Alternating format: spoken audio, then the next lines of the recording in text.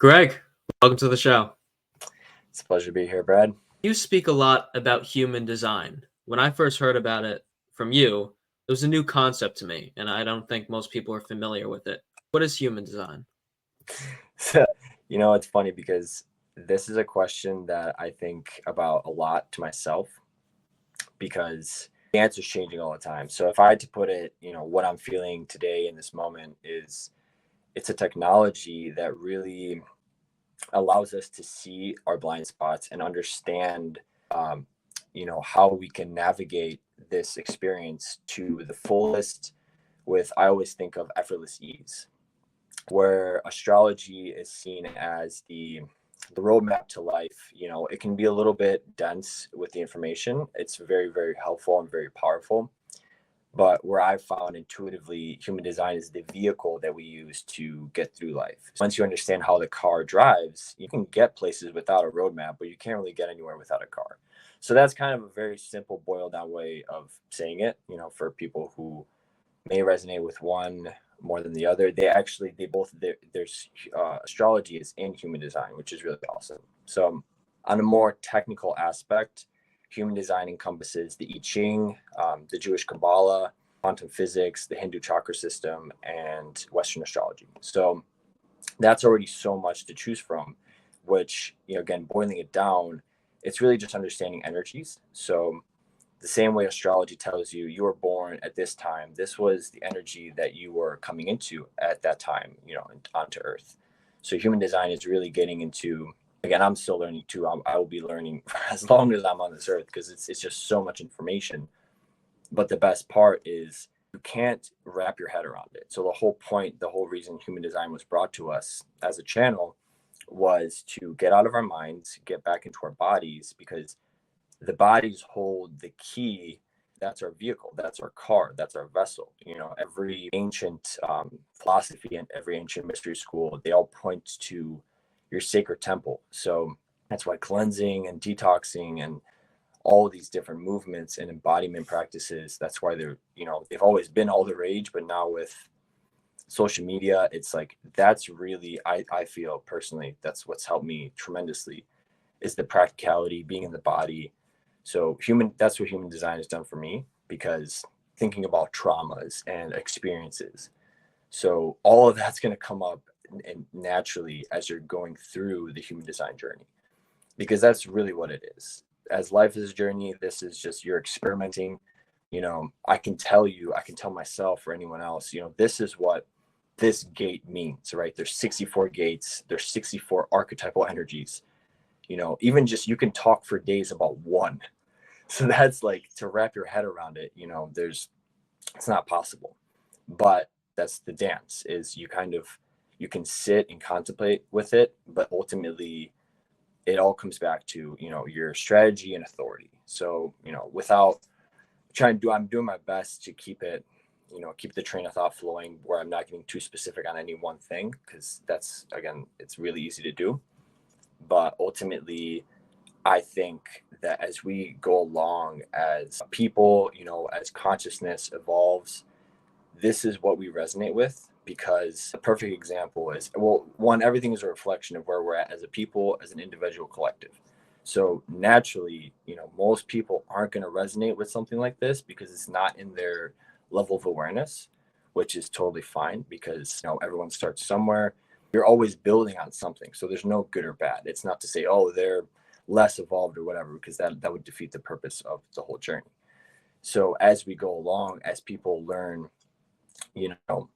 so many people are already living their designs, especially the most successful people. They live their designs without knowing it, which is awesome. Because then if you were to sit down and talk with them about their design, they're going to be like, yep, okay, I already know this. Like, I didn't need this, but now it can be a nice little adjunct for my journey. Have fun with it, dive deep as you want to go, really.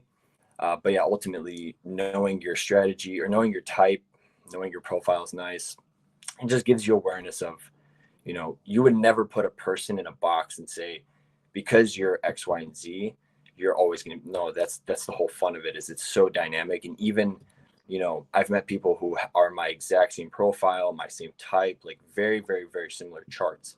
but completely different expression in this life, because it just goes to show how unique every single person is. So like I said, it's fun. You know, I generally connect very, very strongly with people of my type and my profile, even as a 6'2".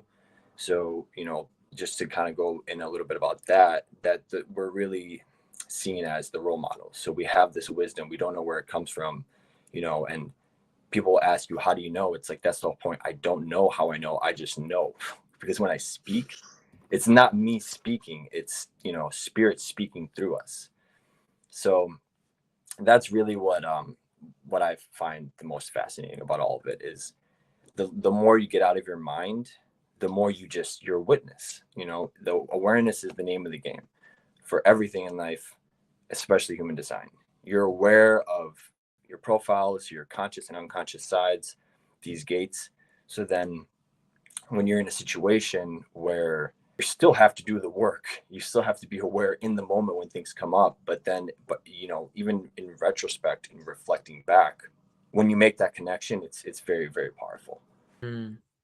I mean, that all of that is just completely fascinating. Aren't there a few different like general types of people who fit into certain categories, roughly speaking? Yeah, definitely accurate. So we have generators, which are, so there's 5 types. Some people say 4, like 1A, 1B. Let's just say 5 for the sake of simplicity. You have generators, manifesting generators, manifestors, projectors, and reflectors. So just I'll go on a little bit for each one as an archetype. So generators make up the majority of the population. They are roughly 30 to 35%. Same thing with manifesting generators. They're 30, 35%. So you're looking at basically 2/3 of the population being the ones who carry consistent energy. So they generate energy. Their sacral center is defined. So they have consistent access to energy.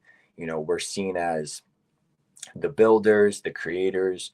Our goal is to be as lit up as possible by life. And I think one of the first quotes I heard that really resonated with me was, you're always flirting with life as a generator. So our strategy is to respond. So when we go out there in the world, whatever we're being exposed to in our internal and external experience. So thoughts, ideas, you know, because they're one and the same. It's not just originating from your individual mind. It's in the field that's around you, which is like the quantum aspect of it. And then you're receiving it through your head center, through your antenna, basically, one of your centers in the human design chart. So again, we respond, we want to be lit up so we can use that energy and funnel it to creative endeavors towards whatever and anything and everything that resonates with us. And then projectors are roughly 10% of the population, or 20, somewhere in that range. They don't have consistent access to energy, but what they do have is they can, depending on their chart, they can have like more consistent energy, but nowhere near the level of a generator. So projectors are here to add, to see us truly, to see themselves first and foremost, and then to see others, to see where we can be better, more efficient. They're like the administrators, the managers, the overseers, kind of all in one. And then they really have a particular challenging times in life, because they're, with not having that consistent drive, it's a generator world. So if you're living as a projector, people expect you to have the same level of energy every single day. And, you know, it's like, why aren't you showing up? Like, it's because like they're not, again, designed to do that. You know, where no one's really designed to do that. Even generators who have that, you know, we're just such cyclical beings. You know, like right now, it's dark pretty early. You're already getting into that rhythm of, I'm going to get ready to go to bed. So for projectors, it's like when they're not actively, you know, working or doing things that they love, it's really important for them to focus on their self-care, to recharge, to rejuvenate, because that's then the only way that they can be of service to everyone else. So with manifesting generators as well, while we're still on the topic of generators, sort of, they combine the best of both worlds of manifestors and generators. So they have that consistent energy, but they're more like a little bit of a wild card, because whereas generators are going to be, they're going to focus on one task really well, typically, not always, but they become masters in that craft. Manifesting generators, they have that same consistent drive, that energy, but like manifestors, they're very multidimensional, multifaceted. So they'll jump from one thing to the other, which is also kind of frowned upon in society, because people are going to, like ADHD. That's one of the, it's really interesting, side note, which we can get into later if it comes up. But human design was brought to humanity for the kids mainly, because if you can get to the kids first, and you think about all the conditioning that happens to us as children, like if you act up, you're labeled as this ADHD, for instance, right? When it's like, no, they just don't have the infrastructure for kids to have a healthy outlet for this energy, because it's so powerful, especially for kids, So, and again, we're just learning this. It's easy to look in hindsight and say, oh, your parents should have been better, that they should have done, but it's like, it is what it is. Where we're at as a people, as a society, like as consciousness expressing itself and learning, is like, we're doing the best we can. So if we have a tool like human design that now is like, it's better late than never, right? So we have it now, we're learning, that's one of the things that I feel strongly about is working with children, because they already know more than us. We just have to make sure that we don't mess them up, that we don't give them our, projections, the way we view reality. So because we're like going backwards, whereas they're starting essentially from a clean slate for the most part. If you want to get really technical, you could, with traumas, karmas, etc. Doesn't matter. Point is, if you can get a child to understand their design, because they're gonna like it too. They're like, it's play for them. That's really what human design is brought to my life, and I feel for everyone who really learns to practice, is it's just play. That's the way to it's a foolproof way to get into flow state, which is also awesome, because with you're with the awareness and you're doing what you love, everyone knows, especially as generators, they know when they're doing something that they don't want to do, that is not a yes in their body, but they're telling themselves they have to do it because logically, oh, I gotta make this money, or I gotta make this person happy. That event, whatever they're doing, drags on forever. It's like boring. It's so just, you're like nails on a chalkboard, right? But if kids understand, like, this is how you feel when this is like what your soul wants you to do, what you want to do, go for it. And this is how you feel when you don't. It's like there's no deconditioning that needs to happen for this to become, a thing. It's just their natural way of, the train wheels are already off. They're just going. So coming back to just finishing up with projectors, there again, if you have projector friends, it's always nice to, as you grow with understanding of human design, you can see how they're different too. Like, that's the first thing I started doing, is getting everyone's chart, seeing it, and just, again, very basic. The more you learn, the more you can notice like the journey of consciousness. In the beginning, you make these huge leaps and bounds, like the newbie gains. And then you get to a point where it's like, now you get to the nitty gritty details. But even the basic is like, you don't, like, that's already so much. It's more than enough to last you a lifetime. So yeah, projectors are really, really interesting. Again, they just see things differently. Everyone sees things differently, but they're really here to just elevate, to be, the eagle eye, so to speak. Let's see, manifestors are 8% of the population, I believe, 8 to 10. Manifestors have spurts of energy, so they're kind of in between. They really have this these urges that when they come up, it's like it overtakes them. So creatives especially, it's really common to have these, you'll work through a project that you really love through the night, and it doesn't, because you're no longer in the body's being sustained by source energy, like the simplest way to put it. But then when you are not in the creative state, it's super important to rest, to honor that, and not want to push through and be like, no, I got to keep creating. Like, that's for everyone. We're in this time where people think they're going to get left behind if they're not doing things, when really it's human design is here amongst many other things, it's here to remind you to slow down, because your greatest leaps, your greatest quantum leaps happen, like they're steps really, but it's the 2 steps forward, 1 step back. So the archer pulling back the bow, when you pull it back, that's what gives you all the momentum to then shoot forward.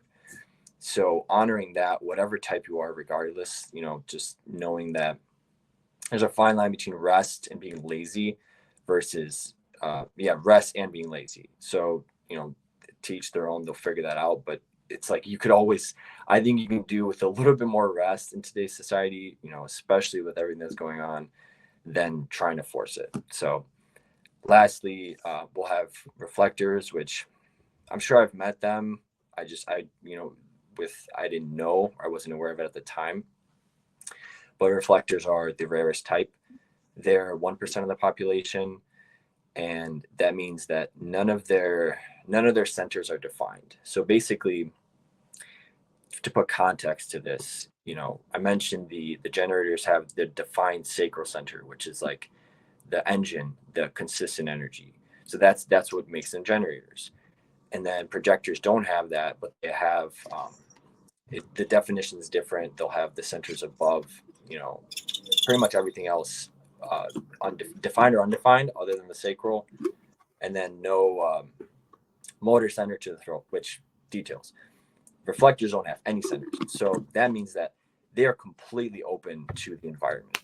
They're really there to just wherever they are, they take on all of the energy. So it's very important for them to have time to themselves, because it's really like, if you think about that, you really see, as you bring wisdom and consciousness and awareness to your journey as a reflector, you learn that your superpower is you learn who you are through other people, through the environment, because it's always a reflection.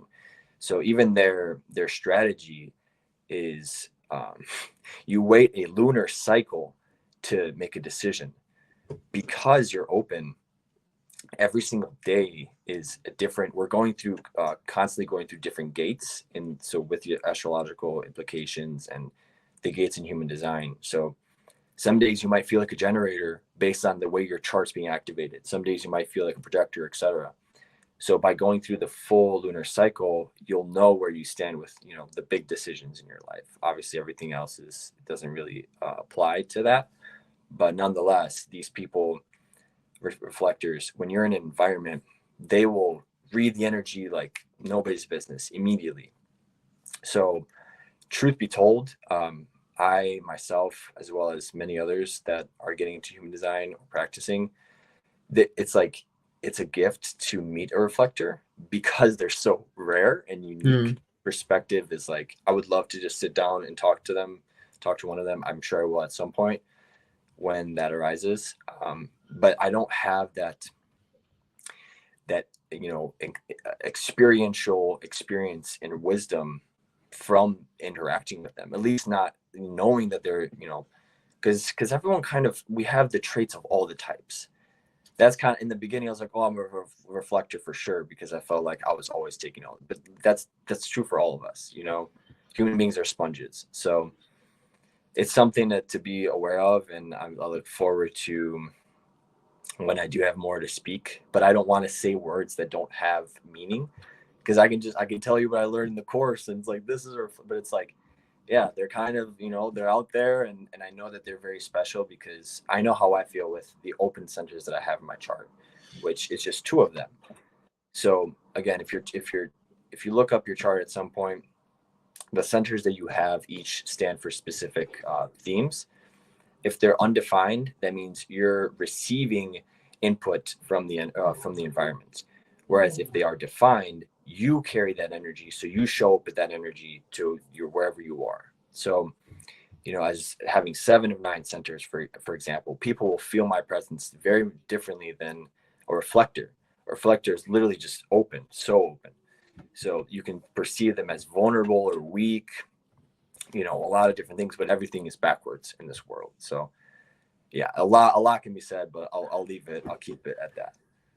Yeah, I mean, it's spectacular information, and definitely going to be worth it for me to invest and look more into it with my time, and for anybody watching as well.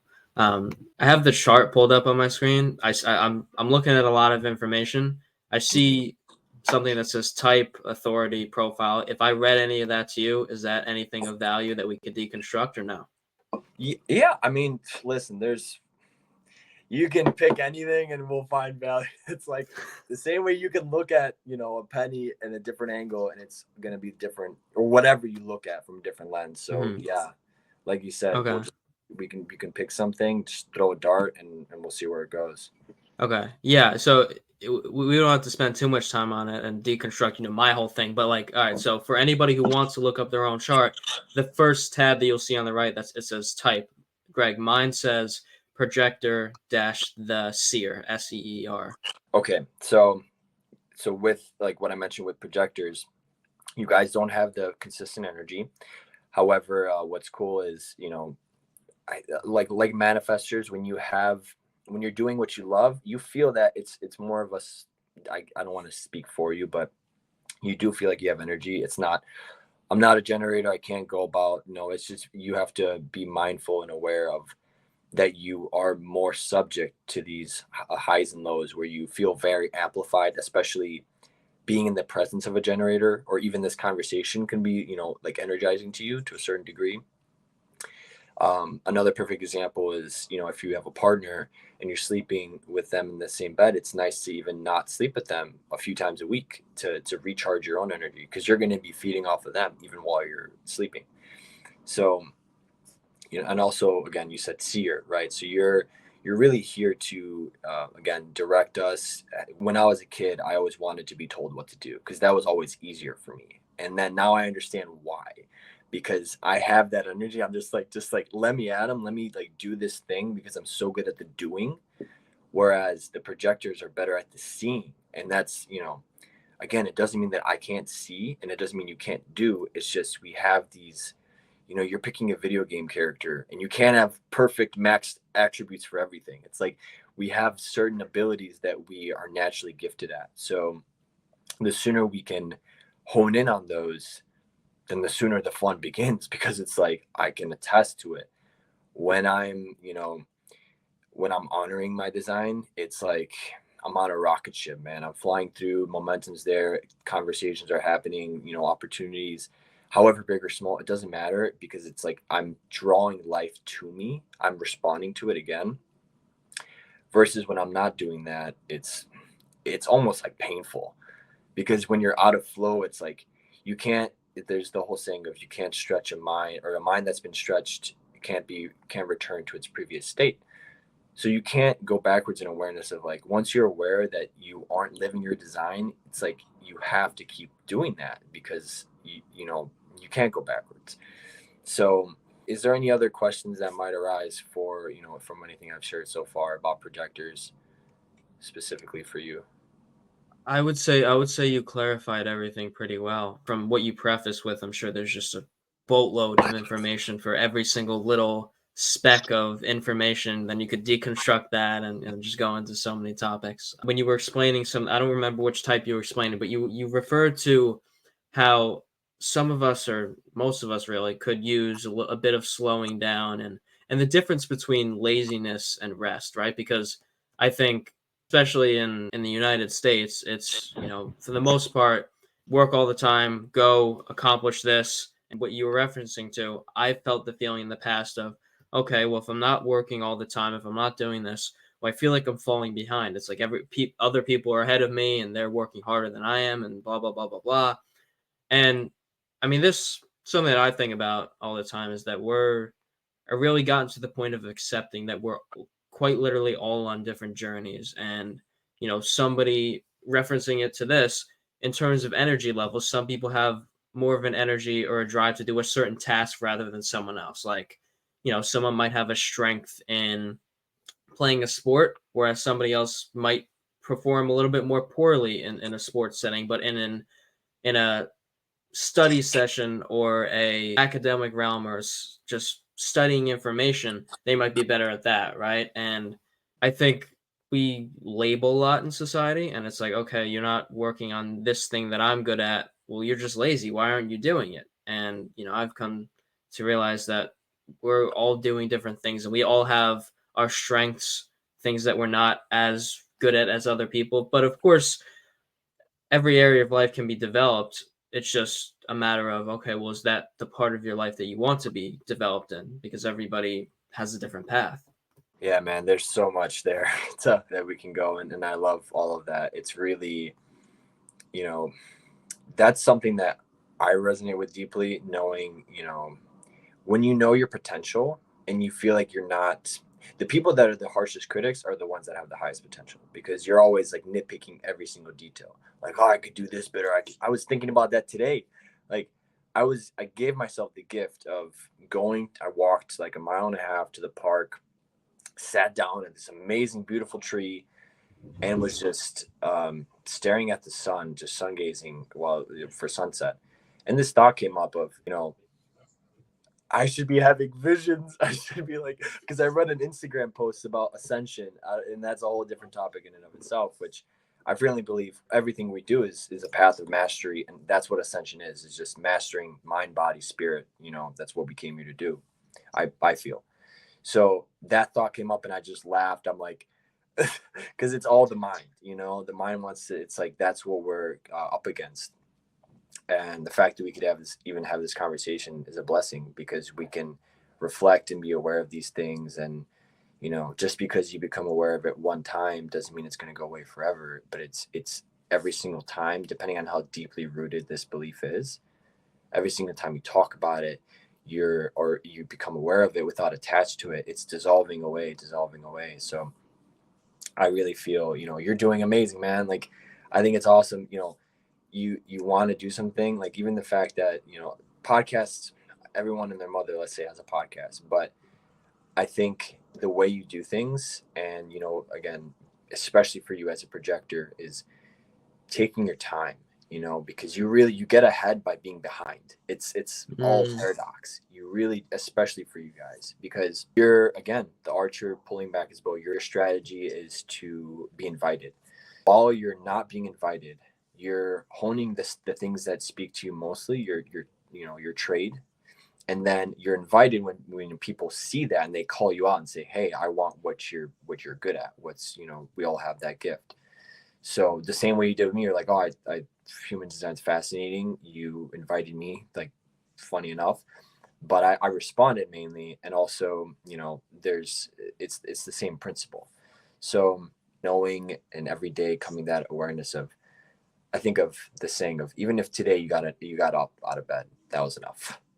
Because our comparison, what we're actually, where that story comes from, is so far off center, so in the extreme, where it's not normal. We base it on these completely unrealistic ideals. Like, human beings were not designed for this. Everyone, it's just we're so advanced as a species, or so capable, that we adapt to the stimulus. So when you're in the city, like I am right now, it's actually, being in a more remote area in Florida versus coming here to visit my family in Chicago. It's like, it's very, like, I don't want to say suffocating energy, but because that might be a little intense some days, sure. But my nervous system is nowhere near as regulated and as at rest than when I'm in nature, because it's just not natural. Everything's moving so quickly. It's like this, like, clockwork. Like, you get up, you go on the rat race, you're on the road. Like, it's a trip. It really is.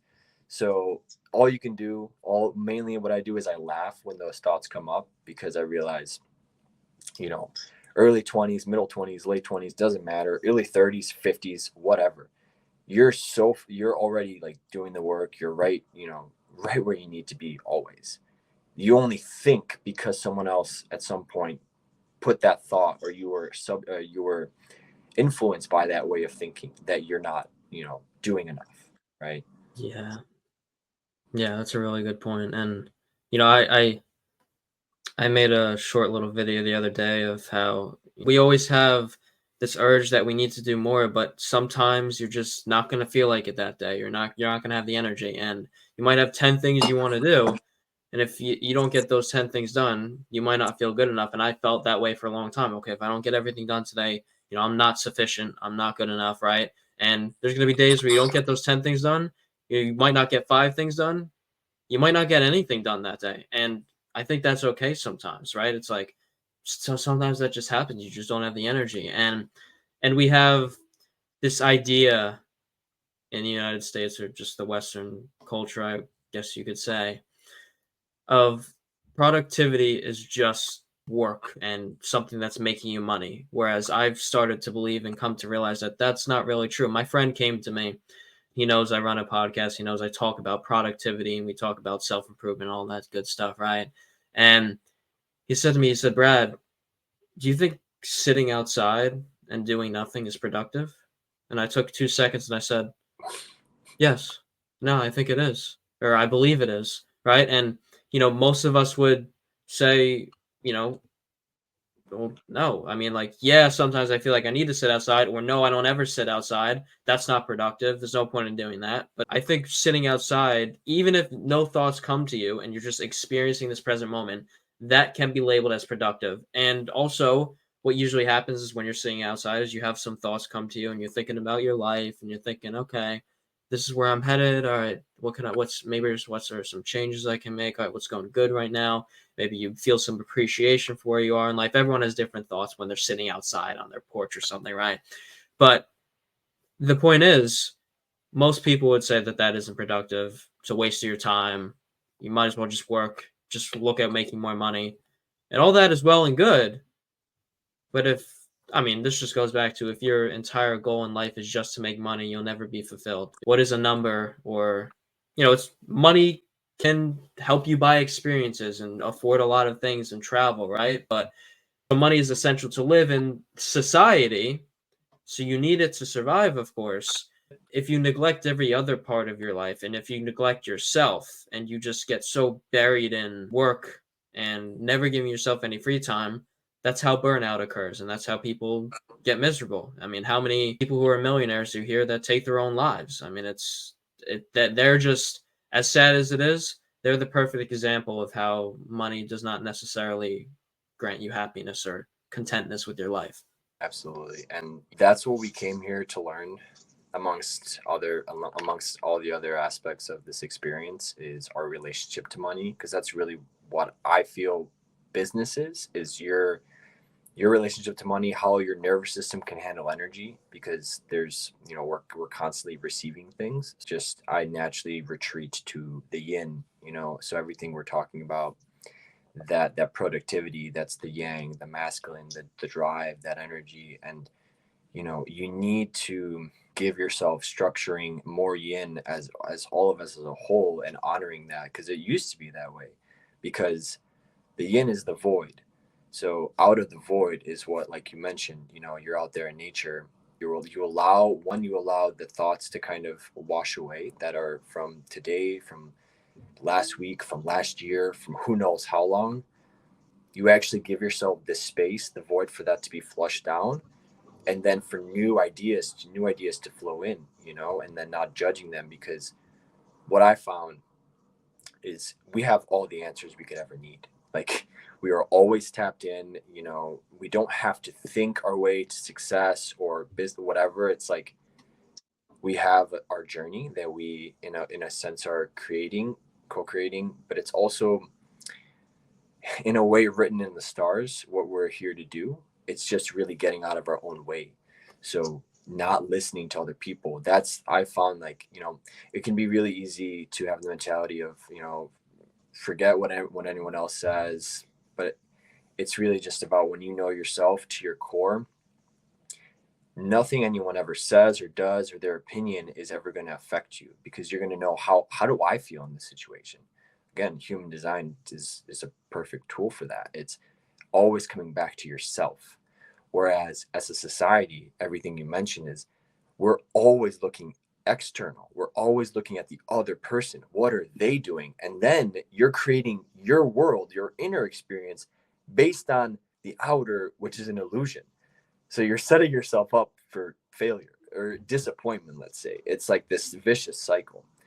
So what I've what I'm learning is like I have spurts where a lot of money comes in. I have, times like seasons where more money, less money. And that in and of itself has been such a blessing because it's teaching me how to handle energy, which is what money and finances is. And also, just having fun with like, because I haven't had a 9 to 5 in, I don't know, 5-6 years, more or less. I've been a contractor. Like I work a lot. Don't get me wrong. It's sometimes it's 7 to 7. But point is, it's not the security aspect, which is what people are looking for. I'm willing to clock in from this and this time to get this and this amount. I don't care if I get more, or I don't care if I don't get more than that. I just would rather have this, peace of mind for exchanging my life. But when you go and test the boundaries and really go out there and put yourself out there and trust, because faith and trust that's the greatest gift. Human design is up there, but if that's one thing that I've found the last, especially 2 years, and that a lot of people intuitively reach, is like, you won't get anywhere without faith. And it doesn't have to be in God or any, like, whatever you want, whatever resonates with you, stick to it. Just knowing that there's a divine plan that, and the more you see it, it's reaffirming to your own experience, by us, again, having this conversation, by living our examples of doing unconventional things.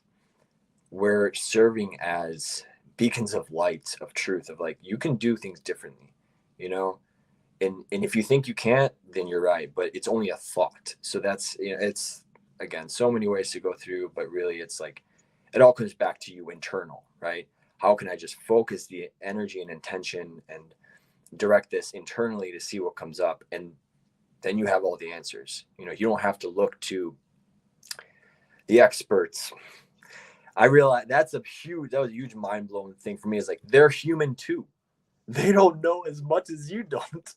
But the thing is, they have this, they also are masters of energy. A lot of them, they're very charismatic, so they can sell you anything. But they have insecurities, they have egos, they have all these other issues behind the table that they don't show you, especially in this day and age where you're only seeing the 1%, right? The highlight reel lifestyle. But it's not that. And if it was that, I wouldn't wish that upon anyone, because again, you need the balance. You need the black to know what white is.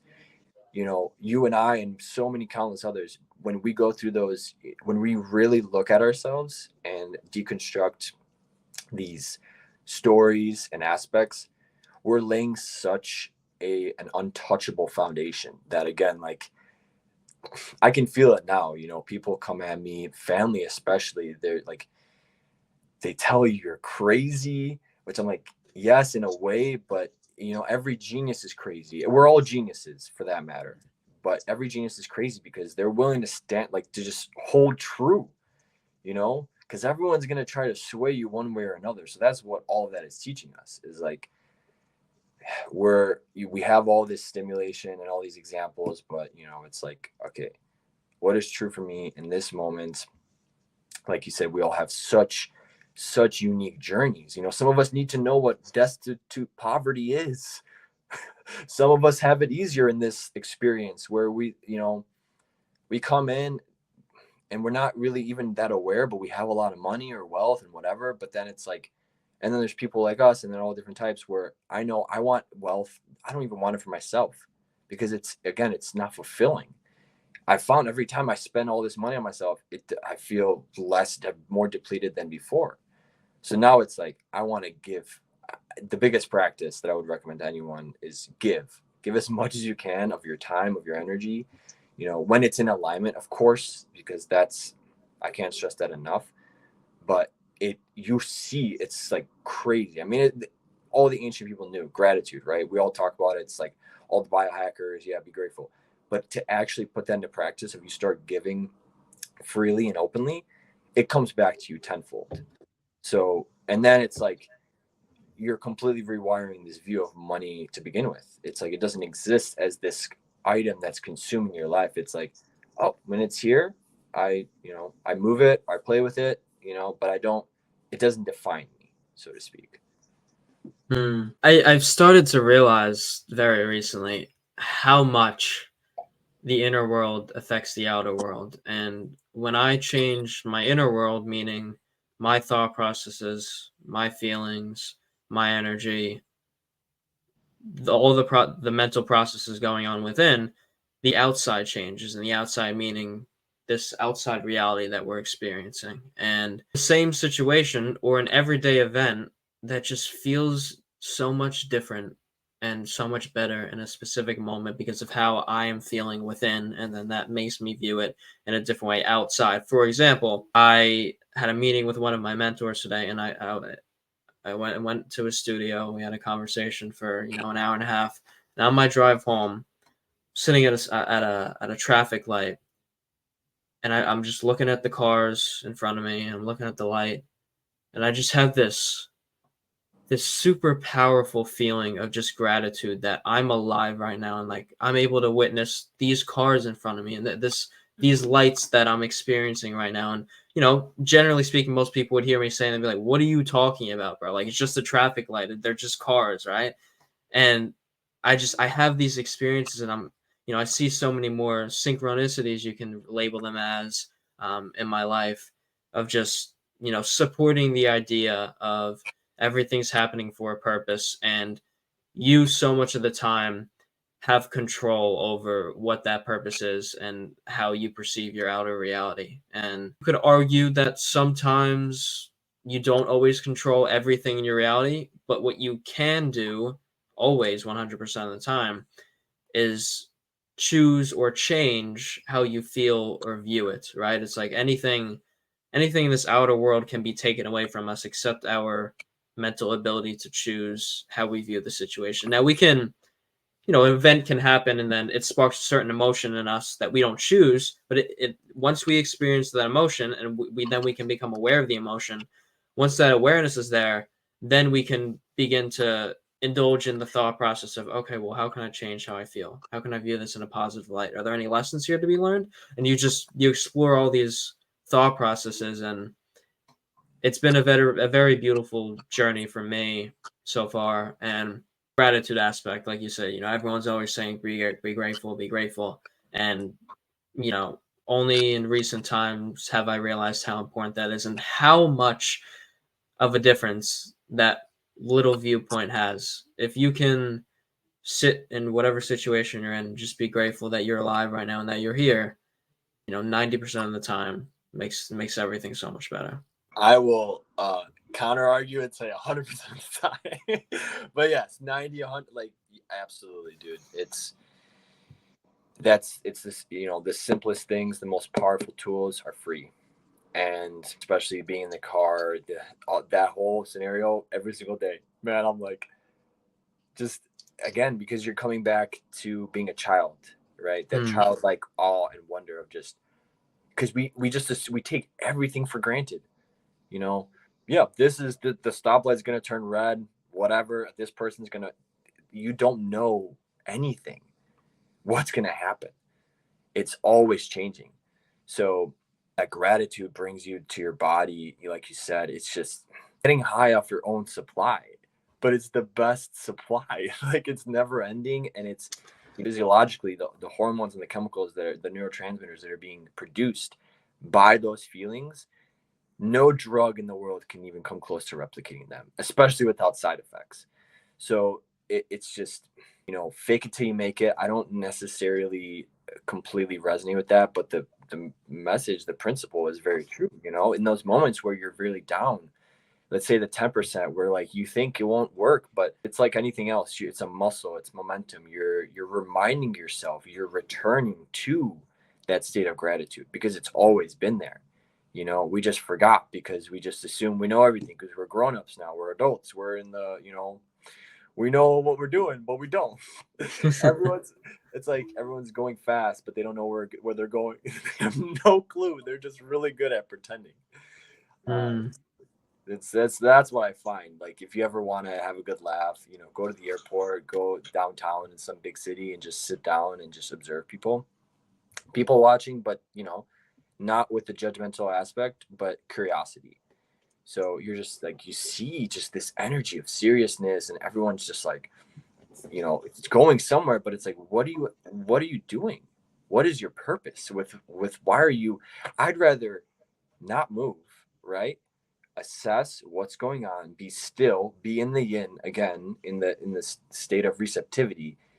And if I don't know, I won't just jump into it, because then I have to backtrack anyways.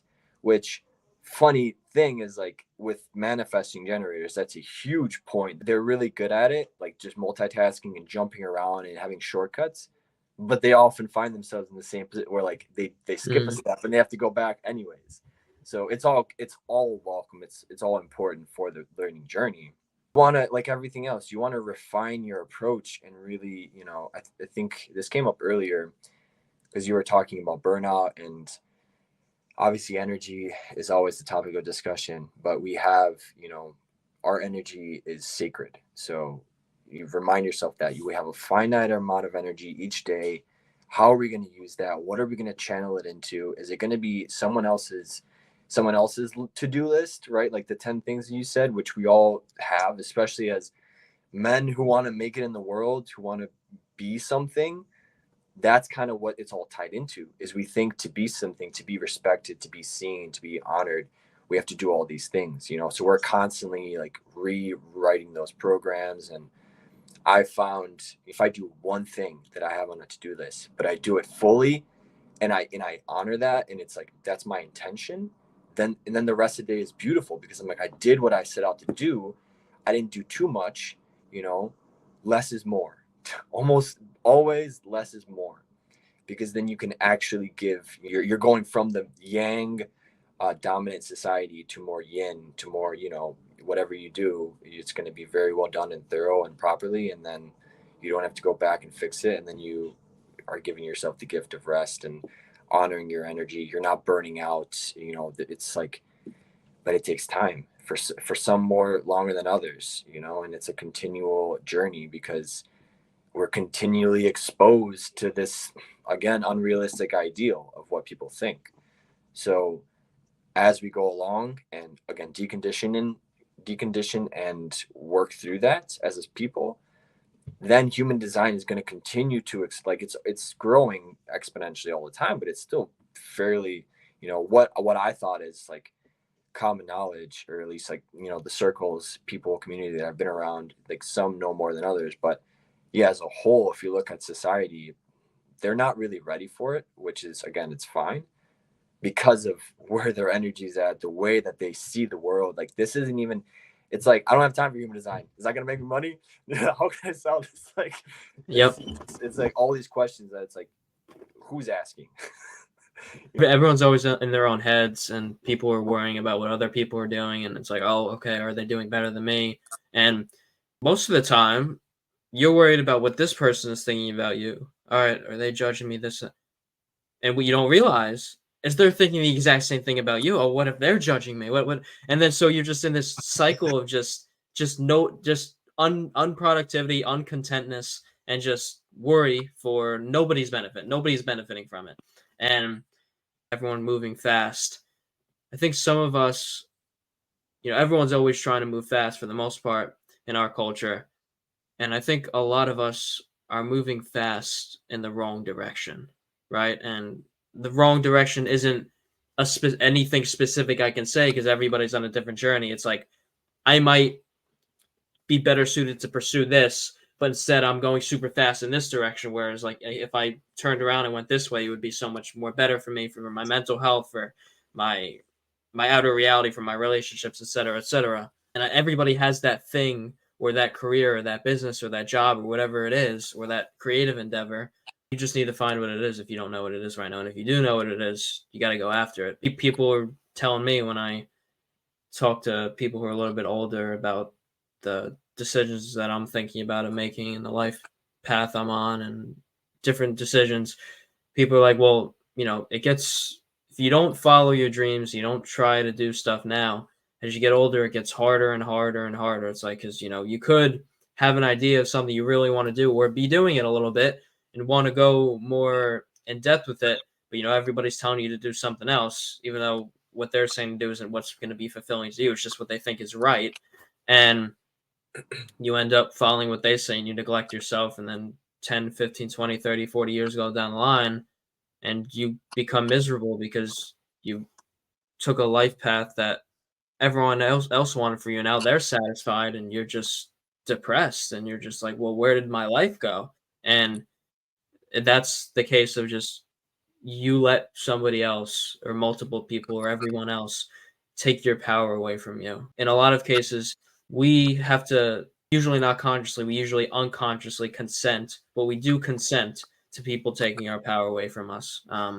We have the power to keep that within ourselves if we're aware enough. You also mentioned that the best things in life are free. And, I couldn't agree more with that statement. And, there's some, I suppose there's some experiences that you could buy to go. Like, I've never been skydiving. I want to one day, but like, let's say you go skydiving, you're like, oh, that's the best experience I've ever had in my life. Like, okay, it costs a little bit of money to do it, but ultimately, it was just the experience itself, and money was just the tool to get you there. The classic example I like to give of the best things in life for free is you can buy sex, but you can't buy love. There is quite literally nothing in this reality that anybody can ever do that is going to grant them genuine love. That has to be given by someone voluntarily, genuinely. There is no pay money or pay time or pay anyone in some form for them to genuinely love you. Now you can pay people to, we have OnlyFans and stuff like that nowadays, so people can pay other people to text them and pretend that they're in love with them, but it's not real, and deep down I think everybody still knows that. And that's the importance of your point of how the best things in life are free. Is just it goes back to us all having to realize that so that we can strive to have more experiences like that are free and are just incredible experiences with people. And you know treat others, as basic as it sounds, treat others right and with respect and with love and loving everybody and not judging, because everybody's always judging. And I suppose for most of us there's this little voice in the back of your head of, someone does something, like, oh, that's stupid, I can't believe they did that, or oh, that's dumb, or whatever it is, right? And in my experience, I can't say that has completely gone away. Like, there's definitely times where I'm in public or something and I look around and I see someone do something and a thought comes in my mind of like, why would this person do this? This is so stupid.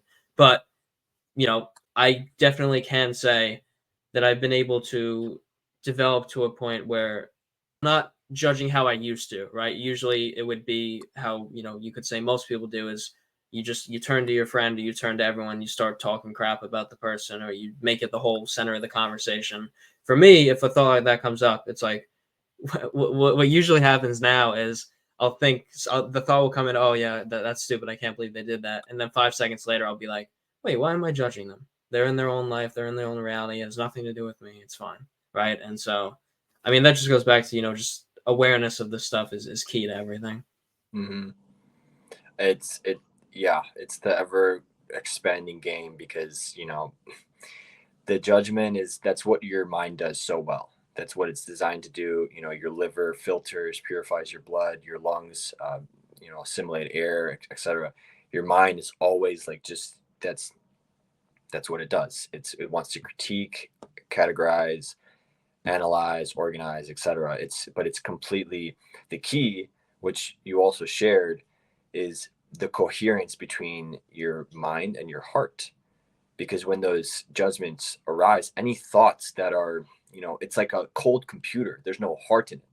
But when it's connected and it's full of life, it's like you just become lighthearted. It doesn't mean that necessarily you're never going to judge someone, but you immediately just the heart overrides that programming from your mind, and you're like, you can't help but laugh. I feel of just like the hilariousness of like, I'm literally weird as can like fill in the blank, and I love myself. And then the way, again, still going back to yourself, is you love yourself, you accept everyone and everything. It makes life so much easier. Anxiety goes out the drain, depression, all these things, because that's just all to me and to other people. It's just a disconnect from spirit, from yourself, from nature, because it's all so new, like we're so bombarded, but mainly just disconnected. So that's what causes all modern disease is just disconnect. schizophrenic is not the best way to put it, but it's the disconnect between what the body is doing and what the cancer wants to do. So, and that's also teaching you, it's everything is a lesson. It's like, how can I then bring this connection back to myself? And going off, the first thing you mentioned, with mentors and people who've been there, done that, it's great to just important to remember not to ever put people on pedestals, because I've done that countless times in my life. And I've gotten exactly what I've asked for. And now I've learned through that experience, through wisdom of, there is no one size fits all. The true teacher isn't even going to tell you what to do.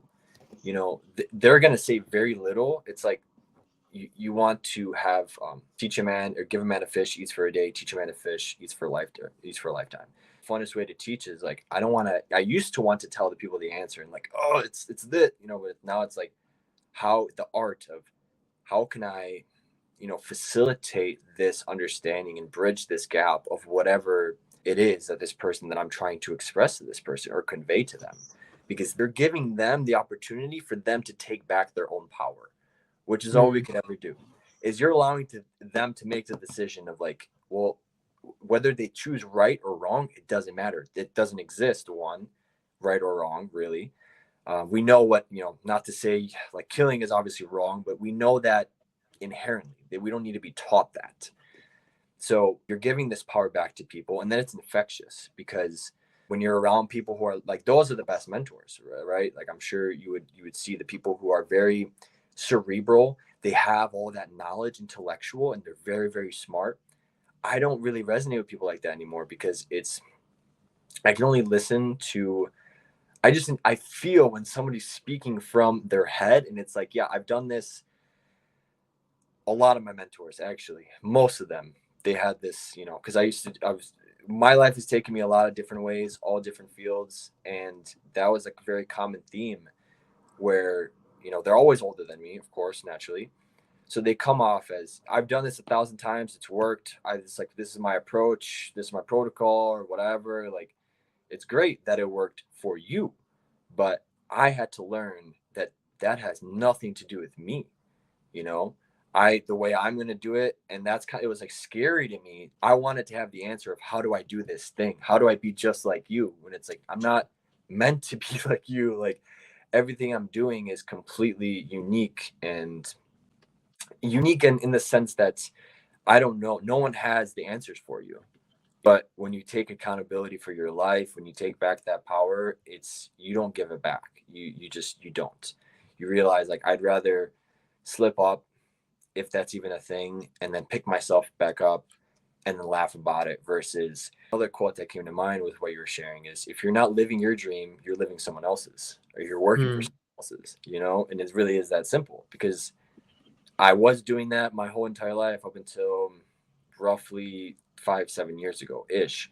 I mean, there'll still be like spurts where I'd be like, well, no, I have to go back to school to get this degree or this certificate, so I'm official, so people will look at me. It's like, no, that just is not who actually wants me to do that. My family, society, teachers, whatever.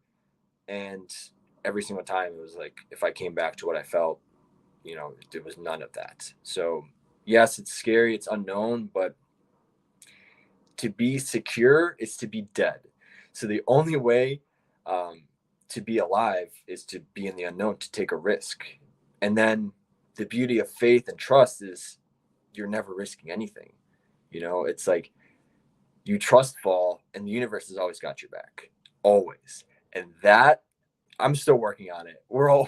Everyone, because it's such like, even my body like sometimes shakes at the thought of, because you're reprogramming, recalibrating the nervous system, because you're used to, especially depending on your upbringing, like, everything's gonna be okay. You can talk about secure attachments, how you were as a child. So a lot of us were very, very, we didn't have secure attachments with our parents. We didn't have that functional, foundational, grounded center for us to trust. So, with the gratitude, all of that is just like, we're relearning again, the free tools, and getting back to living in effortless ease again. Like, we don't have to push. We don't have to go against the grain. Like you said, to pick, Bitcoin is a perfect example for me, because everyone, like, so many people that were around me were so into it, and I couldn't care less about it. I'm like, I don't want to spend any more time on my phone or researching things that I don't care, even if it's going to make me money, because what am I saying then if I'm going against my internal feelings that money is more important than me? That's my God, so to speak. Like, I'm basing my life around what's going to make me money versus what's going to bring me joy, because that sitting in, at a stoplight, music or no music doesn't matter, but being grateful.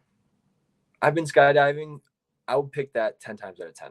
I'll always go back to that because it's just medicine. There's nothing that, everything else is a short-lived, finite experience, which is great. I think I wouldn't go around pretending or telling people not to do those things. Like, highly recommend you go skydiving. It's amazing. But even if you never go skydiving, you've already done it. Like, by you even just sharing that, that's the sign of a true master. That's the master coming out within us, is like, I'm not doing anything. I'm not trying to be anyone.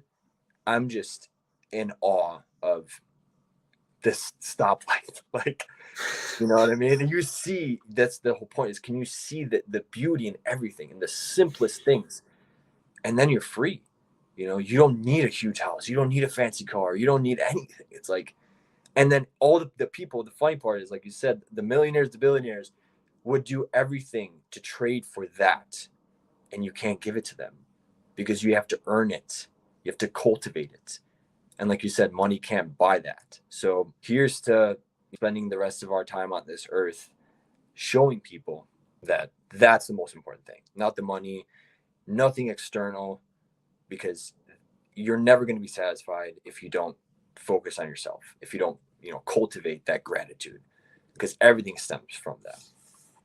If you can't figure out what the truth is, somebody sometimes can't just say something to you and then it'll resonate with you. It has to be you going through the process yourself of coming to the realization of, okay, yeah, that's actually true. For example, that point you made about mentors and people who are highly intellectual, they have a lot of knowledge in a certain area, saying this is what I've done, this works, this is what it's done for me, it's allowed me to make this money, allowed me to be successful in this area. Of course, you could generally say that a lot of people's version of success is making a lot of money and being, that's what successful is to most people, although I would say that is not really that's not the full picture of what success is to a human being in, on the soul level. And when you're granting people information or teaching people something, you have to cater to the person, right? I was having a conversation with my friend Bill, who's much older than me, and he's a life coach. And he was talking to me, and he was saying how it really resonated with me. What my idea of what the best version of me is, and Greg, whatever your version is of the best version of you, that might not be what Jimmy's best version of him is, or Sally's, or blah, blah, blah, right? And so if you're granting people information, or you're coaching, or you are a mentor or something like that, you have to cater to the person, right? And you could say there's some universal tactics that could help everyone in certain regards. Like, you could say, John, you're not confident. Hey, why aren't you confident? He explains it, and you're like, okay, well, this is what's worked for me, and you could try, talking to more people to become a little less social anxious, and some of that stuff might work on a general level. But to help somebody reach the best version of themselves, it can't just be you projecting what you think and what you believe. It has to cater to what their vision is, because, like, I recently started coaching, and me coaching people, it has nothing to do with me. Sure, I can grant some knowledge that I have in certain areas and wisdom, but I don't know everything. I never will, and I'm still learning every single day of my life. And I need to listen to the person and hear where they are and everything that they've been through for me to actually understand how to help them guide themselves and allow them to be successful. Because I would say, if you're a therapist, if you're a coach, if you're anything that's helping somebody out with something, all you're really doing is helping somebody help themselves. It has nothing to do with you and everything about them. And that's where People go wrong in life is people make it about them. It's like, yes, I'm smart, I'm intelligent, I'm going to tell you this, you have to listen, you have to do it exactly this way because this is what works. And it's like, okay, maybe it did work for you that way. But just like we were saying before, on the grand scheme of life, everybody is different, and not every single piece of information that's helped you will help that person, for example. Yeah, that's definitely a big one, because we want to help, because we have all these tools on our tool belt and all these different things that, when I first started coaching myself, I had a list that I'm like, I'm going to go through every single one of these with every single client, where it's like, no, actually, I'm going to just intuitively, it's trusting. It's a new wave of, it's, to me, true coaching is just listening. And then you'll hear that, or a good coach, I think anyone who's worth their money will express that or understand and resonate with that, because like you said, you're not there to tell them this. There's a common misconception of, I'm going to tell you how to live your life, but it's like, we don't know. We're on this earth learning, going through the school of life just as everyone else. However, what I can provide is, in a spiritual sense, I liken it to, you're creating a container with this person. So by you listening, it's like the light of awareness just allows, like you said, just whatever comes up naturally, that's what wants to come up. So let's look at that. Let's examine it. Let's unpack it. Let's ask questions. Let's dive deeper. Versus, I'm not even listening to a word you're saying. You've seen countless people, let's say hypothetically you're a client, you've seen so many people, no one knows, it's like just down the line, everyone's telling you what the answer is, but you're never going to know what the answer is, because like you said, you can't know it. You can be told it, but you can't know it until you like embody it, and then you go through it. I literally just had that happen before we hopped on this call. So I'm trying to, like, and that's something that I always have, I'm working through constantly, is I don't need to say, because certain people, a lot of people, all of us, we're only going to understand certain concepts from our level of awareness. So many things that I've come across in my life, and intuitively too, I'm like, yep, now is not the time for this. This is a little bit too advanced for me, or it doesn't, like, I would feel on a deeper level, there's definitely truth to this, but I would kind of put it down. And then naturally, when I feel more capable to receive that wisdom, that information, it appears again, whether in the form of a book, conversation with a person, whoever. So it all goes back to, again, the yin is like, the listening is yin. We're giving the person, they have all the answers. If we can allow them to speak, they oftentimes will answer their own questions, because they're being heard for the first time, sometimes in their lives, which is crazy. But then the more you go about, you realize, like, oh, because none of us really listen. We hear to respond, to react. We don't listen to embody and to actually receive, because there's a difference between hearing and listening.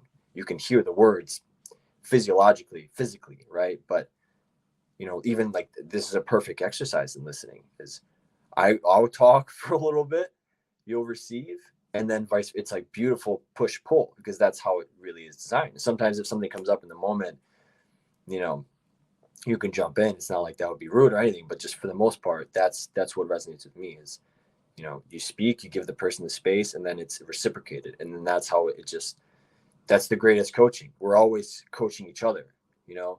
We're coaching everyone so we can out coach coaches. So we can just outsource coaching to, it's an inside job anyways. You know what I mean? That's the funniest part. It's like, I see it as, you're just reminding, we're all mirrors. That's the other thing that I wanted to stress as well, is with human design, the clearer you are as a human, as a mirror, you've done the work, you're working through your programming, your thoughts, judgments, etc. And you can just be there with a person. There's even been instances where I haven't even said words. I wanted to, but then I'm like, no, I don't actually want to. It would feel even more comfortable for me to just be in silence, because again, the people can either talk it out, and oftentimes they don't want a response from you, especially with women. As men, it's like, you give them the space to kind of vent and express their emotions, and you don't have to give them a solution, because we're solution driven. I don't know if you just said this in the conversation or if I heard this in my head. I think yeah, either way, like we were always like, yes, you can do this, this is the answer. Simple. Mansplaining, let's call it, at a basal level. But they don't even need that from us. They just want to be heard. And that goes for everyone, like free medicine, really. Yeah, no, 100%. And those are great points you brought up, and how, some people have just never been heard in their lives. And of course, it's very sad. And as a society and culture, we need to be able to, feel as though we can open up more and judge less and listen more, because that's what's going to make everybody's life a better place. And I had this interesting thought come up just now when you were explaining some of this, of people coming to conclusions and truly learning information, and about how it's about them helping themselves. I don't know if have you ever watched the movie Inception by Christopher Nolan? It's been a long time, but I remember I would love to watch it again, because it was definitely, speaking of things that I wasn't ready for at the time, that's definitely one of them. So for anybody who doesn't know anything about it, it's in the movie they can go into people's dreams and different sections of people's subconscious and their dreams, and their goal is to implant an idea into this person's mind, this guy's mind, so he can sell over his father's company. That's the basis of the movie. But relating to this, in a sense, when you're giving anybody advice in any facet, or somebody's giving advice to you, so in the movie Inception, it's about them planting the idea into somebody's brain and having the person believe that the thought came from their origin. Nobody told them it, they came to the conclusion themselves. In the case of the movie Inception, it's false because they went to his dream, they planted the idea in their mind. But in reality, what needs to happen is you can lay the groundwork and give some ideas and give some knowledge, but the person has to genuinely, not in a false way, but genuinely come to the conclusion of, like, them reaching the conclusion and believing that they came to the conclusion, but they did actually come to the conclusion. Because if we don't come to it and we just kind of listen to other people and we just accept something as true, we can't really ever genuinely confidently say that we came to that conclusion. That's what we truly believe, right? There's so many, a lot of life is about unlearning, right? It's like there's so many things that we've been conditioned with and programmed with, and ideas that have been forced into our brain that we think we believe, we don't actually believe, right? I mean, there's so many cases nowadays where, I like to give the example of somebody can go up to someone and say, "Hey, why do you think this, or why do you not like this person?" And they'll go, uh, and it's like, okay, well, why do we believe something or think we believe something when we don't actually have any actual reason for it, right? And the importance of taking that step of awareness to jump within your own mind and be vulnerable with yourself and say, okay, just fucking lay out, all right, these are the tens of thousands of things that I think I believe, and pick at each one of them.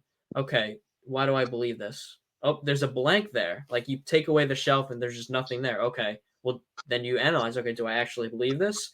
And then you're like, oh yeah, well, this happened in my life that supports that, and I know this to be true. Okay, let's put that in there. Now I know I believe this. And then you pull out this other thing, and it's like, okay, yeah, no, there's all these experiences and knowledge that I have. I know I believe this other thing, there's nothing there. Oh yeah, I don't actually believe this, and you throw it out, right? And we need to clean out our mental clutter. And so many of us, we don't give ourselves the time to do any introspection or reflect within ourselves so that we're able to do that. And I would say that is quite literally the only way where you can actually create a flourishing life for yourself, is if you dive into the parts of yourself that are positive, but also the parts that are dark and you don't really want to face. And the problem usually comes up and you're like, all right, let me not deal with that. I don't want to deal with that emotion. That's weird. That's annoying. That's ugly. That's negative. But if you can bring that to the forefront, and it might be emotional, it might be hard, but if you can face that, then that's how you can truly overcome it. Yeah, and if we're having this conversation, I feel I can speak for you and for many others on this path. It's like addicting, it's like, a healthy addiction, let's call it a healthy sort of drive, at our basic level of, again, wanting to be naturally a healthy drive to be the best version of ourselves, and one thing that came up, you mentioned planting the seed and really the whole inception concept. What I really, one of my favorite quotes is, or paraphrasing, but the concept of the acorn or the tree, the oak is already contained in the acorn. It already has the design to become a huge full-grown tree. We just need to allow it the proper conditions, the proper environment, the soil, sunlight, etc., and it's going to naturally just blossom. So the same, as within, so without, as above, so below, the Hermetic principles, human beings are the same way. We have just like all of this, we are the diamonds in the rough. We just need to be buffered, remember, like you said, relearn, unlearn, and just kind of enjoy, really love the process, because, like you said, you're going to go through dark night of the soul. Like, I know for a while I was like, I felt like it was a dark year, dark lifetime. Like, you're just in this pit, but it's not like, if you say it's terrible, it's going to be terrible. It wasn't this like, it's just like you don't feel that, let's call it, connection to spirit, to life, like that zest, and again, it's unique to everyone's perception. But as we go along and we're rewriting that and acknowledging these things, it's like, because they're all part of us, right? The only aspect that doesn't want to see them is the ego, because then that would mean it's not perfect. Then it's like, oh, I have blemishes too, where it's like, yeah, we all do. That's what makes us human. That's what makes us perfectly imperfect. And yeah, I really wouldn't want it any other way. I mean, if we knew everything, if we were like, we wouldn't be here to learn, to go through this experience, to embody all this wisdom, which, funny enough, everything we've been talking about with having these people who, side note, astrologically, what's happening right now is, and you can dive into this. I recommend everyone else that's listening to dive into, the ages that we're in. So we recently are shifting over. It's called the precession of the equinoxes. So people that were way more tuned in way back when, before all this technology, yet they understood the cycle of the stars and how it was a 26,000 year precession. So we're just finishing up. Now we're moving from the age of Pisces into the age of Aquarius. So what did Pisces stand for? It was the age of gurus, all these teachers, these, wise men, self-appointed experts, etc., who were basically, they were the intermediaries between people and God or spirit, connection to all that is, source, wisdom, etc. Whereas now the age of Aquarius is all about empowerment. It's like the remembrance of, we are the gurus, we are the teachers, we've always been. So it's like, that's also, a trip to realize, like, that's why all these, so many scandals, for instance, come out with all these, seemingly untouchable leaders and experts in their field. They're turning out to have, like, whether, it's abuses, sexual issues, all these things, that it's like, because the shadows are coming to the forefront to show people, like, they're human too. You allowed them, you gave them your power, whether, you just choose whether it's consciously or not, so it's cool to be a part of that. And really, just that resonates with me, because I was doing that, for the first 25 years of my life. And it's not like I got so much, everything happened for a reason. I'm grateful for all those teachers that I have, because they were incredibly knowledgeable. But I found that it doesn't matter what anyone else tells me. I'm experimenting. Everything I do, I won't share unless I'm living it, because you can feel, even people who, let's say, aren't as aware, on a deeper level, they will know, because the vibration of the words that you speak are different. When it's coming from the mind and you're just regurgitating something that you read or heard on a podcast, or read an article, or saw in a post, versus, like, you trying it and experiencing it for yourself, whether it's a, nutritional protocol or a lifestyle, diet, any spiritual practice. It's like, I fully recommend, dive into it, explore it, and then you'll know, and you can speak. And if you don't know, like, even going back to when I was like, I whatever I was going to share, it was like, it felt good. And then it just disappeared like instantly. I'm like, okay, I'm just going to admit and be humble that I literally lost that train of thought. So it's like awesome to just express that truthfully versus trying to fill that space with empty words, with shallow words, to just make it seem like I knew what I wanted to say. It's like that I only learned through this, everything through the embodiment, through the practical wisdom of like, yeah, I don't know. And I love that I don't know, because I don't have this pressure, to just show up as you are, whatever you're doing, saying this to you, to myself, to everyone else. It's like you said, you're not always going to have that energy. You're not always going to be motivated. You're not, be your best version. You can do, what you can do all the breath work you want sometimes and eat the perfect diet, but some days you just will feel like shit. That's okay. Like, honor those days, because it's not realistic, again, to think we're so dynamic. We have trillions of cells that are doing so many complicated things beyond anything we can imagine. The body is so divine. And we're over here like, oh, I'm feeding you this. Like, you should be doing what? Like, it's just silly. Once you reach that understanding of your body, it's silly to think like you don't know, really. Again, it's just getting out of your own way, continuously getting out of your own way. And like, who do I don't have to prove anything to anyone. I'm just, what you see is what you get. And that doesn't draw you the huge crowds, the fame, the notoriety, because we live in a fake world. We live in a world where we value, celebrities and this like charade and facade that people put up. Whereas, and of course, that's always growing and changing. And it's definitely been, we're on the cusp every single day of like, these conversations are happening all over the world, all the time. And they're just like, we're speaking, into existence, all these concepts and wisdom, and sharing with people that may or may not ever even hear this. But for the time being, what we see at the front page news is, I saw this People magazine. It's like, Travolta's looking at turning a new page in life at 70. I'm like, who gives a shit what John Travolta's trying to do?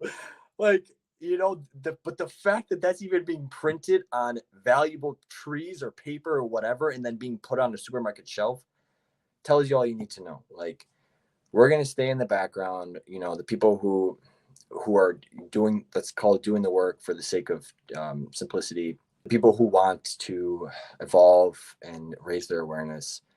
It's like, you don't do it. Again, it's the ego wants to be recognized. Spirit doesn't care, because spirit knows, and it's just like, it's humble. So it's definitely an ongoing practice. But like gratitude, humility and gratitude go hand in hand, like so many other things. It's just like, the pressure's off. You're free, man. You don't have to. You're Brad today, and that's perfect. That's enough. I'm Craig. Like, some days I can be a dick, or some days I can be an angel. It's all welcome. Like, I'm learning just like everyone else. Yeah, and it's just such a beautiful process, and the moments where you learn things and you make mistakes and you grow, and it's all amazing. And I fucking love what you just said about how humility and gratitude go hand in hand, because and that you feel free when you accept that and indulge that and put it into your life. You stop taking things so personally all the time, right? And a lot of the times things usually aren't personal. Like, sometimes people will get mad at you or say something, and hey, there's definitely times where you can make a mistake and it caused them to feel this way, and not discounting that. But there's a lot of moments where people will judge or say something rude just because they're having a bad day, or they're not in the best place right now, and that's okay, right? That's a lack of consciousness in their reality right now. They're probably not even aware of what they're doing. So you can't get mad. You can't let that ruin your day or get you so mad. And there were plenty of days in my past where somebody would say something or a situation would happen, and I would let it ruin my entire day, and I'd constantly think about it. Oh my God, I can't believe this person said this. I can't believe this happened. all of life is just about letting go. And when we can learn to let go and just accept everything and everyone for who they are, that's when life gets so much better. And being able to, like you kept bringing up, the humor and being able to laugh at all of the little things and the mistakes or the funny things that someone might point out. I mean, there was yesterday, I was sitting around, I was with my brother, my best friend Jack, and his cousin Jesse, who, we're pretty close with. And sometimes, I think I do it on the podcast too. Sometimes when I speak, I'll start speaking and then I'll pause for like 5 seconds because my mind is going in so many different directions and I'm just thinking about what to say next. And that they were making some jokes, and Jesse was like, "Oh yeah, sometimes Brad is like, all right, so this is what you have to." Yeah, so that and it was like, I think at an earlier point in my life, of course, they were just joking with me, and there wasn't any actual harm trying to be thrown at me. But an earlier time in my life, I probably would have heard that, and I'd be like, "Oh my god, I can't believe they're saying that about me." And I just sat there and I laughed, and we had a good laugh together, and it was funny because it is something I do, and that I guess someone looking from the outside in could say, "Hey, Brad's a little bit weird for that," but you know what? That's okay. Everybody has their weirdness and their quirks and the little things that they do or don't do, and that's what makes us, right? It's like, all right, you can have your best friend and it's like, yeah, he's so noticeable because he does this thing that like is a little bit weird, but it's funny because it's a lighthearted funny because you're never trying to go after someone for something that you might think is something that's weird. Any of my friends or that we're joking around with something, there's no harm being thrown at anyone. But there are definitely cases and people who are in situations where people might be in a group setting and people will purposely point out things that they know you might be struggling with or something you're going through because they're trying to make you look like a fool and make themselves look better. And there are situations like that with people in general, but though you could usually feel people's energy and notice that those aren't the people that you want to stay around. Absolutely. Yeah. I mean, thankfully, I don't have many people in my life, but the ones I do, it's like, it's by choice because you filter out, what's the quote? Somebody else said on a podcast sometime, the rarer you are, the rarer your company is. And loneliness is a type of tax you have to pay for its deeper complexity of mind, right? By Chris, I forget with the W. Chris Williamson. So that, I mean, you hear these certain things and it just hits you, and it's like, yeah, I'd rather own in my who I am, my weirdness, be authentic. And side note, weird itself actually comes from the I believe it's Greek or Roman. Don't quote me on it, but you can look it up. It means fate or destiny. So the people who were called weird were actually magicians. They were able to influence their destiny. So it's like a compliment to be called. But now we kind of, like so many other words that we just throw around, we don't really know what we're saying or the etymology of them. It's actually a great thing to be weird, because I've been called that my entire life, and it's only recently that all of it is, again, it's all a reflection, a mirror of the people who judge you, the people who try to make you look like a fool. They're just deeply insecure themselves. They're like you said, what is this person thinking about me? Well, that's their mechanism to make sure that all the attention's on you, because they're like deathly afraid of anyone coming at them. So they're always going to be the people with the most bravado, narcissists, whatever, because it's like they're super fragile. But they again, it's like we both said, you just learn to love everyone and everything. Nothing is ever personal, and again, it's freedom. It's like you don't walk around, easily offended, and it's just like you can give yourself, you can take a breath of fresh air and be like, all right, I don't have to have my guard up or pretend to be something I'm not, or, just, keep this reputation or whatever, because that's all a figment of our imagination anyways. So, and the humor, I stress that, and I'm always like reminding myself, is because there's a reason, these cliches are cliches. Like laughter is the best medicine. It really is, because to laugh, when you laugh, like I think that said, I remember learning, or they say, I don't even know how they test it, but it makes sense, is when you laugh for 30 seconds or whatever, like just have a fit of laughter, it boosts your immune system for 24 hours, 48 hours, whatever amount of time. Whereas when you're like angry, it like depresses it for 3 times as long. So it's like, that's really important to keep in mind. And then another thing that comes into my field is the wisest or the most powerful archetype is the fool, because the fool is going to remind you that you're taking things seriously when everything is meant for play. You know, that's why these kings had these jesters. They were the wisest ones because they had no ego anymore. They were able to just like point at you and laugh like, oh, look at you. You think you're important sitting up there in your gold throne. Like, you need people like that in your life, you know. And all of like the ancient cultures, I love indigenous practices. They have, you know, the heyoka as another example. It's the cosmic clown, you know. It's all a big joke. Like, even us having this conversation is like we're just laughing behind the scenes at everything, because it's seriousness is a disease of the mind. When you start to get serious, you're no longer in joy, you're no longer in flow, you're against the grain, you're pushing, you're forcing, you're resisting. It's ease. That's what our nervous system is designed for. Ease, joy, lighthearted, laughter, all these words that are pointing towards the same thing, which is like you said, I want that. I'm choosing that, choosing to be around those instances, those people that, you know, not that I rely on them for that, of course, because you cultivate that within yourself. But if I'm going to go and interact with other people, have it be that. Do business with people like that, especially because I don't know if there's other coaches that say this or whoever, but I firmly believe like don't do business with anyone that you wouldn't sleep with, because that's what you're doing, you know. And it like sex goes out the window because it's just like that's how intimate it is, you know. And I'm sure, you know, like when you're talking with a client or a partner, bit and money's involved, like you see who they really are, the way that that whole relationship, it's like, you know, is it easy, is it fluid, is it, you know, I can talk to you about anything. And there's been times like the most uncomfortable conversations are about money, right? Because everyone, you know, wants to make the most, they want to feel like they're valued, etc.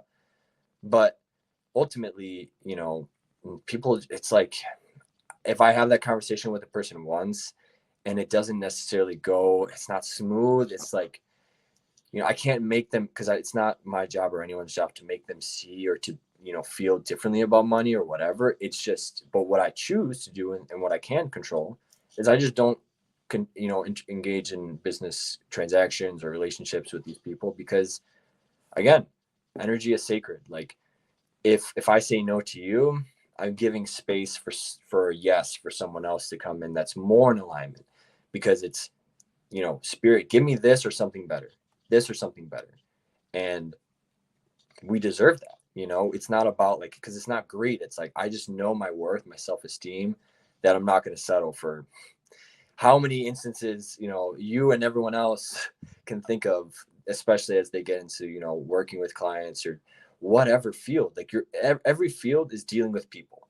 So you're gonna realize very quickly, if you're paying attention, if you're bringing awareness to your practice, that it's better to make one sale with one client that's in alignment, that you're like, I love this person, or I appreciate their energy, like I feel respected, and it's like a mutually beneficial relationship, versus getting 100 sales and it all feels like icky, you know. It just doesn't feel like, you know, like you're not getting, you don't feel lit up by it, you don't feel energized by it. You're just, again, you're doing it for the money, which sure, you can do that, you can do anything. You're like a multi-dimensional being that could force your will on reality to like we said before, you know, you can copy and paste someone else's get rich protocol, scheme, paradigm, whatever you want to call it, and you could do it. But is that fun? Do you feel better in the journey? Is that a whole fun process for you? You know, and find me someone who would say it is, you know. And if they say yes, they're kidding themselves, because then humility, they don't want to admit that they made a mistake. So it's, you know, I'd rather have less and be exactly who I am with everything I've done, and I'm truly grateful for it every single day. That's one of the things I give thanks for, is the gift of awareness. that we can even be aware. And then it's the gratitude, and then it's just like all this goes in a loop and a loop, and then it's like sometimes, some days, that's all that's in my field, truthfully. And like those days are pure bliss, pure ecstasy. And they're not as much as I would like them to be. They're not as consistent. But the fact that if you could even have one day like that, that's plenty. I can die a happy man, honestly. And I can say that. And then it's like, now it's like, how do I stack those days and remember that? I don't allow outside influences to shake that knowing, because no one can take that from me. I can't give it to anyone. It's priceless. And again, I'm going to be 29 in a week. So I think, like, to pat myself on the back, I'm like, I've the hardest part in a sense is like, I see the light. I am the light at the end of the tunnel. I see it, but mainly it's just like, now I have this, the foundation to proceed the rest of my life, as opposed to, like you said, the worst nightmare would be you're 30, 40, 50 years down the line. And again, better late than never.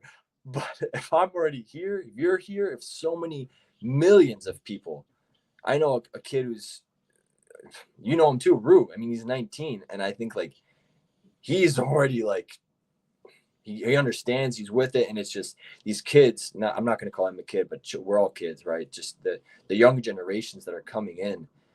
Like I said before with human design, they already know. They're so wise to the game.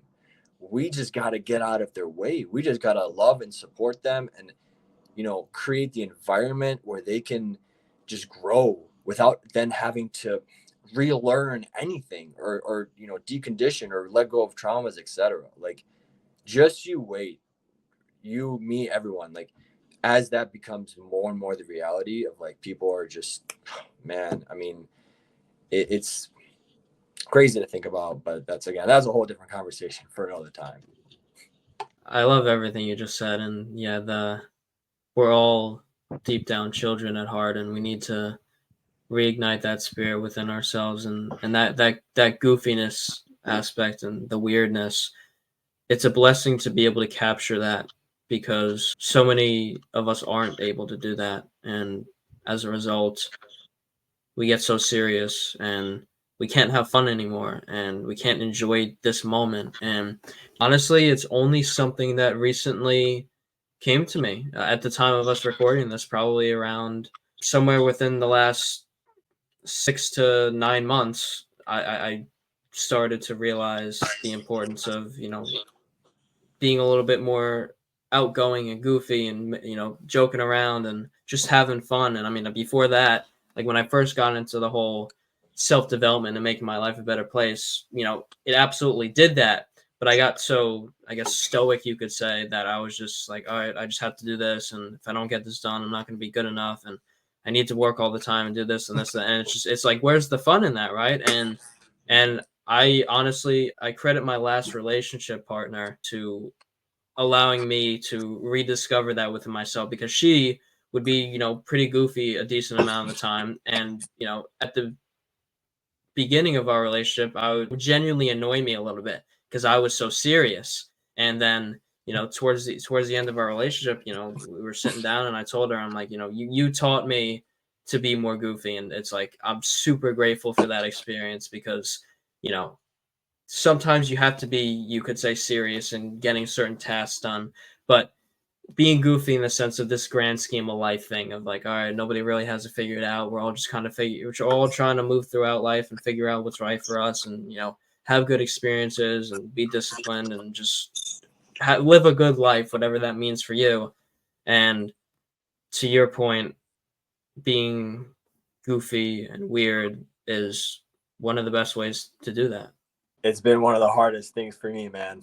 Like, because it's, again, and I used to, as a kid, I was like laughing all the time at any excuse I could find to laugh, and getting back to that, to tie astrology into it, like your birth chart. For me, I have air, fire, water, or fire, earth, water, but I don't have air. So I don't, I'm sure, at least for my sun, moon, and rising. So basically it just means that I don't have, you know, like the improv, like the natural sort of, you know, on the spot. Like I can be funny. I know I can't be funny. I just am funny, if that makes sense. Like, I can't try to force laughter.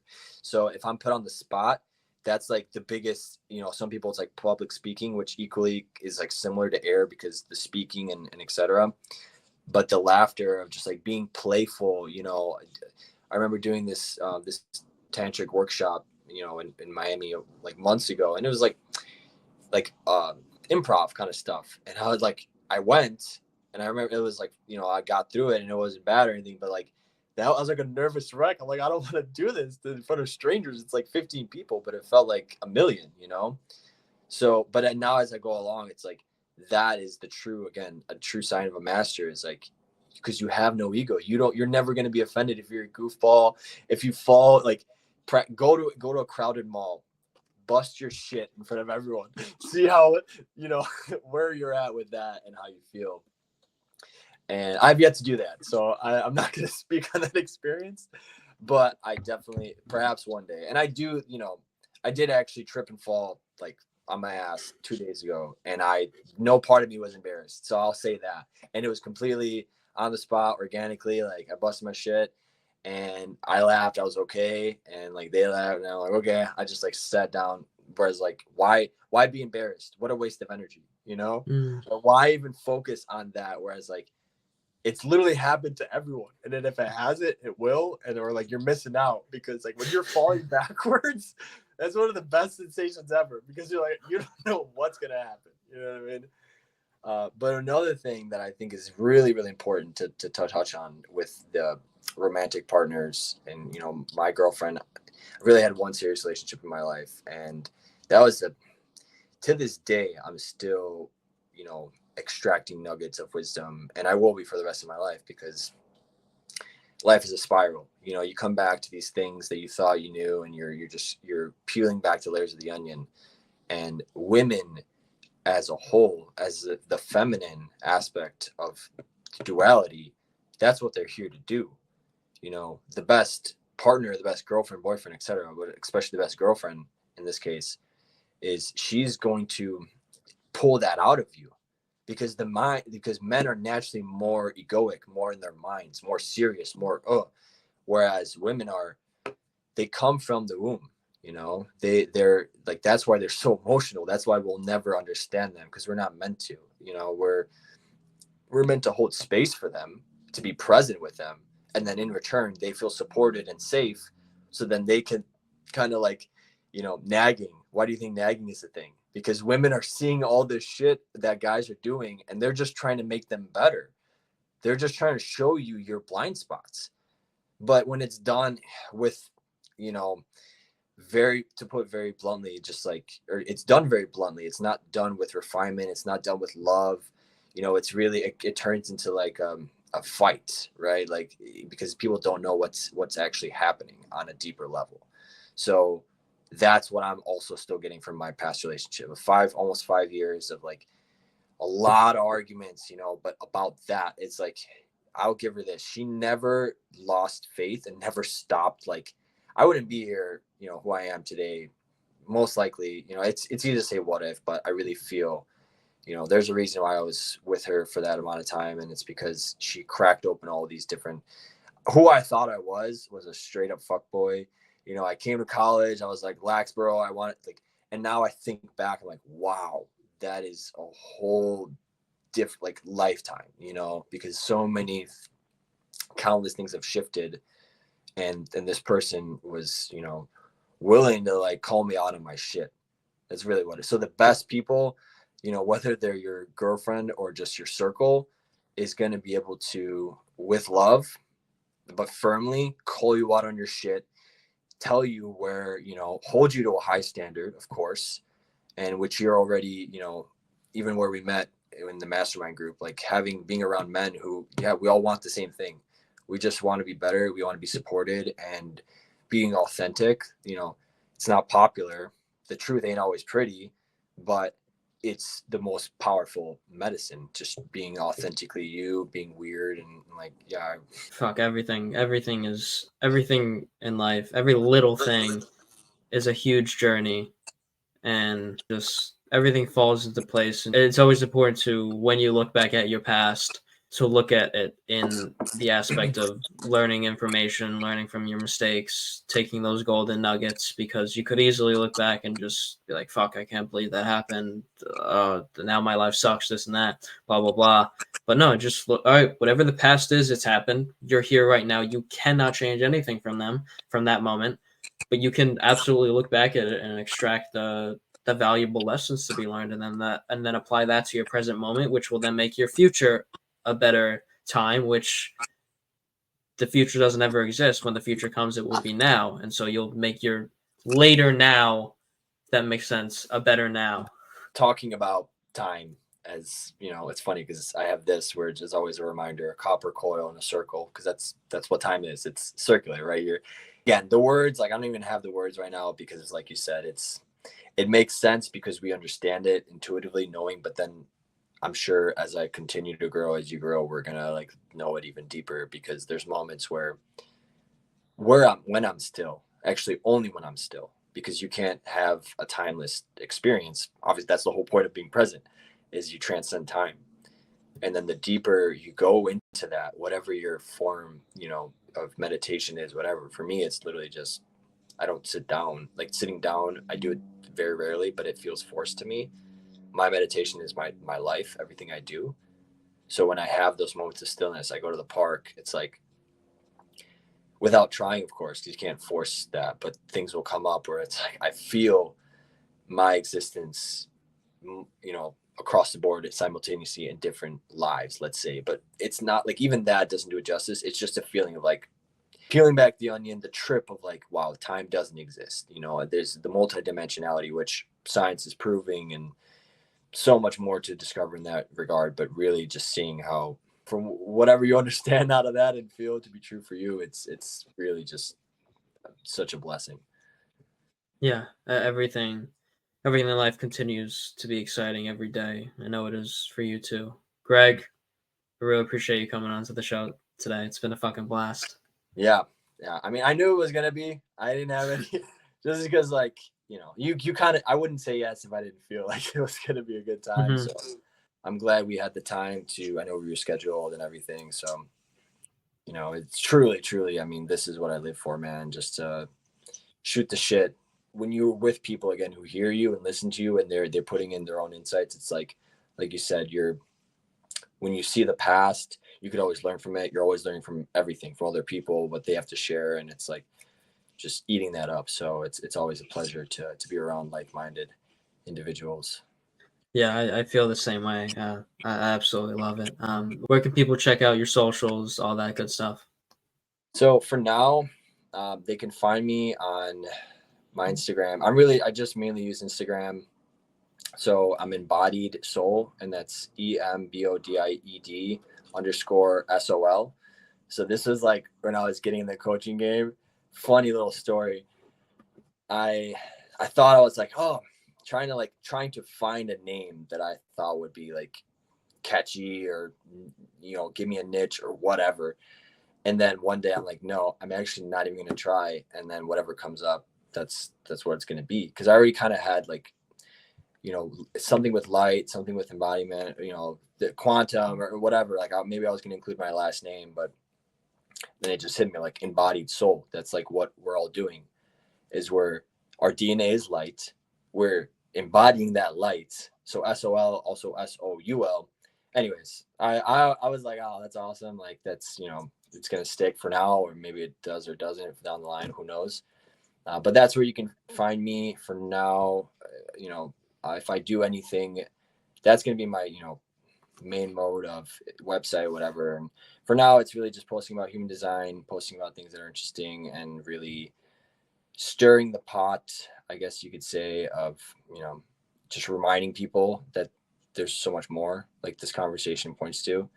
It's just every single day is an opportunity to be 1% better, to develop your, like, I'd rather do that, develop 1% every day, or 0.5%, than aim for 10 or 5 or 20 or 100, whatever, and then not reach that versus, you know, consistently. So yeah, I highly recommend, you know, also people can reach out to me via Instagram if they want to connect with human design. Right now, for the foreseeable future, I'm I'm just sharing sessions with people. So I don't feel called to ask for money because yeah, it's like when I got into that whole, we talked about money, when I started thinking how much I'm going to charge, nothing came up. So I'm like, okay, cool. I can just do it for free. And then it's like fun. And then it became fun. Then it became a pleasure to just talk to people and, you know, without having anything financially related to it. So yeah. Right. That's absolutely awesome. We'll catch you guys in the next one. Thanks for tuning in. Good. Awesome. Take care.